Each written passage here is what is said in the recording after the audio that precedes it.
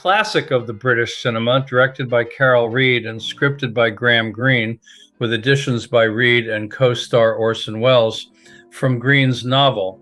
American Holly Martins, Joseph Cotton, writer of pulp westerns, arrives in post-war Vienna, which is occupied by Allied forces. Having no money, he hopes to get work with his best friend, Harry Lime, Wells, but he learns that Lime was killed in an accident. Martins does a little snooping and begins to suspect that Lime was murdered. Then he realizes that Lime is still alive, but hiding out from authorities. British officer Trevor Howard shocks Holly by presenting proof that Lime was involved in an illegal operation that sold diluted penicillin, resulting in the death or hospitalization of children.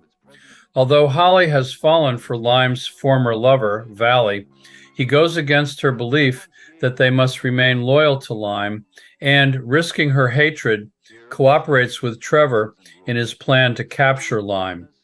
Through shots of Vienna in ruins, the extensive use of bizarre camera angles, and the presentation of a sinister, corrupt, nightmarish atmosphere, Reed conveys a world out of order, where good men do evil deeds, where the British and the Russians work side by side, where betrayal is more moral than loyalty, which I believe is the film's major theme.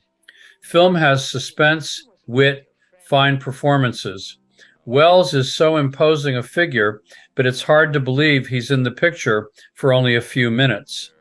The first and last times we see him, with his face in close-up each time, are powerful moments that give surprising insight into Lime's character. The movie has many classic scenes: Holly being bitten by a parrot, Holly being chased by a little boy who's telling everyone within earshot that Holly's a murderer, Lime and Holly speaking while on a Ferris wheel, Lime being chased through the sewers, and, in the finale, Holly waiting for Valley as she walks toward the camera.